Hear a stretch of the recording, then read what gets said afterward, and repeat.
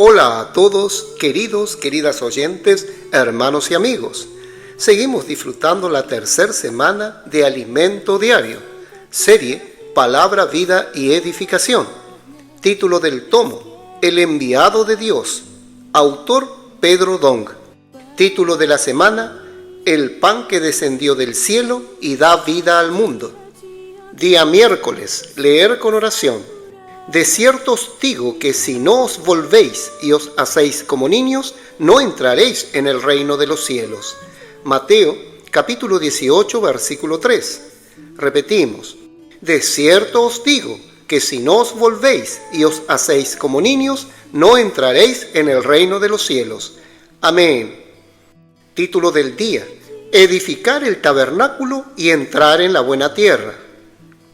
Tan pronto como el pueblo de Israel salió de Egipto, el Señor dijo que se contaran cuántos hombres eran capaces de ir a la guerra. Y cuando estuvieron en el desierto, formó un ejército con hombres de las 12 tribus. De hecho, todo el pueblo de Dios es un ejército. Somos un ejército porque tenemos enemigos alrededor intentando destruirnos por estar aquí para establecer el reino de Cristo. Por lo tanto, hay una lucha, una guerra entre reinos que se libra en la tierra. En aquel tiempo, en el desierto, el pueblo acampaba alrededor del tabernáculo y cuando la nube se levantaba, desde encima de la tienda, ellos se levantaban y marchaban como un ejército. El punto central para el pueblo de Dios era el tabernáculo, que hoy es representado por la iglesia. En el centro del tabernáculo estaba el lugar santísimo, y dentro de él se encontraba el arca del pacto, simbolizando la presencia de Dios y su gloria, así como la de Cristo, nuestro Rey. Cristo está en el tabernáculo, que es la iglesia.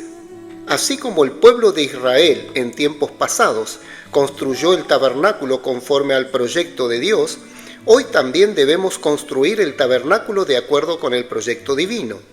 El Señor tiene su propio modelo para edificar el tabernáculo y también necesita hombres hábiles para edificar. En el desierto había dos objetivos que alcanzar: la edificación del tabernáculo y la entrada a la buena tierra. De hecho, es un único objetivo. Hoy también estamos aquí para edificar la iglesia y así poder entrar en la buena tierra, que es el reino milenario. Solo los vencedores reinarán con el Señor en el milenio. La vieja generación del pueblo de Israel quedó postrada en el desierto a causa de su incredulidad y desobediencia. De esa generación, solo Caleb y Josué entraron en la buena tierra de Canaán. Quienes lograron entrar fueron la nueva generación, representada hoy por nuestros jóvenes y adolescentes. La actitud de los más jóvenes hacia la palabra, amándola con sencillez e inculcándola en sus corazones, demuestra que están avanzando en la dirección correcta, hacia la buena tierra de Canaán. Los adultos también están en ese camino, pero para entrar en el reino de los cielos necesitan convertirse y hacerse como niños, es decir, volver a la sencillez. Mateo, capítulo 18, versículo 3. En Éxodo está escrito: y tú hablarás a todos los sabios de corazón, a quienes yo he llenado de espíritu de sabiduría, para que hagan las vestiduras de Aarón, para consagrarle, para que sea mi sacerdote. Capítulo 28, versículo 3. Aquí se mencionan hombres hábiles y con vestimenta sacerdotal. ¿Dónde podríamos encontrar hoy expertos, especialistas y hombres hábiles para hacer la obra del Señor a fin de edificar su casa? En el grupo de capitanes. Por eso, los capitanes no solo dirigen las tropas, sino que también están siendo preparados. El Señor los ha llenado de sabiduría para que se vuelvan hábiles en la realización de la obra de edificación del tabernáculo.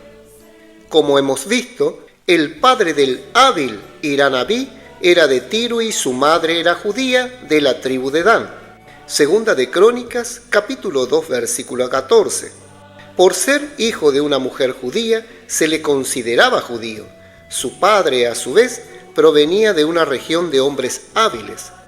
Todo lo que nos ha sucedido y hemos experimentado a lo largo de nuestra vida conforma nuestra historia, nuestra familia, nuestros padres, nuestra infancia, nuestra juventud, el colegio en que estudiamos, el ejercicio de nuestra profesión, las habilidades que adquirimos. Todo eso, ¿para qué? Toda esa vivencia representa al Padre proveniente de Tiro, aquel lugar lleno de personas hábiles. Espiritualmente hablando, pertenecemos al pueblo de Dios, a su iglesia. Sin embargo, el Señor nos hace transitar por el mundo secular para adquirir habilidades. Si usted está ocupado con su trabajo, debe saber que el Señor no lo ha excluido de ser un capitán de tropa. Quizás diga, estoy demasiado ocupado, no tengo tiempo para el Señor, no estoy calificado. No está descalificado. El Señor lo está preparando. Las habilidades que ha adquirido no son solo para ganar dinero, sino para edificar la iglesia. Sin embargo, el Señor solo usará nuestras habilidades naturales después de que hayan pasado por la muerte y entonces serán usadas en resurrección. ¿Cómo sucede esto? No empleamos directamente nuestras habilidades naturales o adquiridas, sino que, en primer lugar, debemos permitir que estas habilidades mueran, tal como sucedió con Moisés. A los 40 años, y lleno de capacidad natural, quería servir a Dios y liberar al pueblo judío de Egipto a su manera.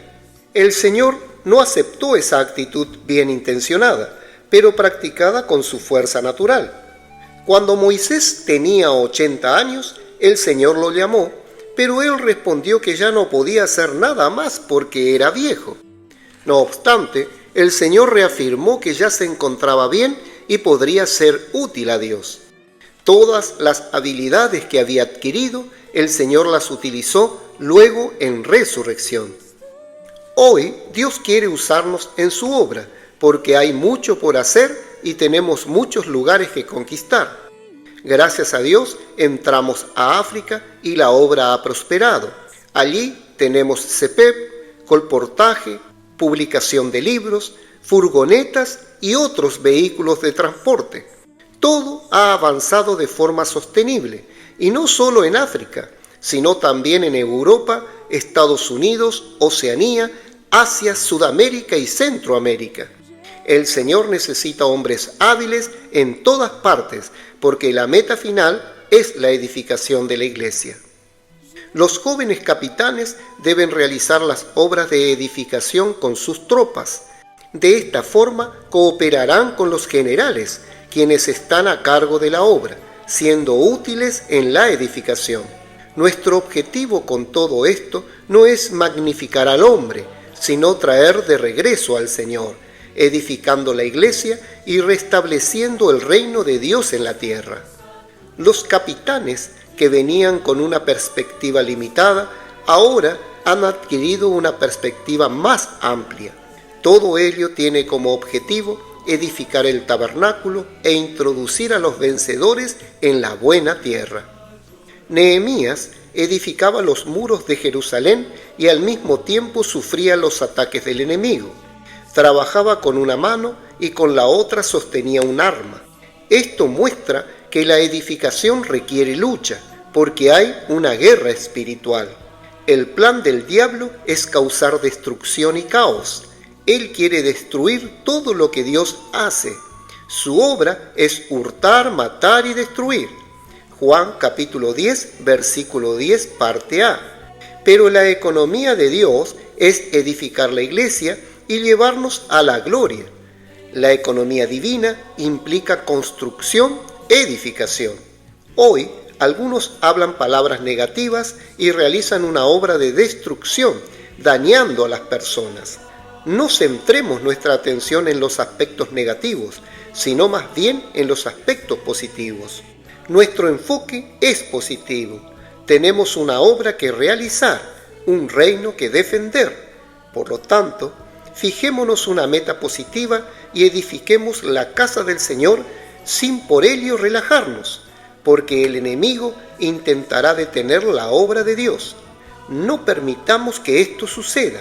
Sigamos siempre apuntando a las cosas positivas. Amén. Querido oyente, escriba la frase que más tocó su corazón.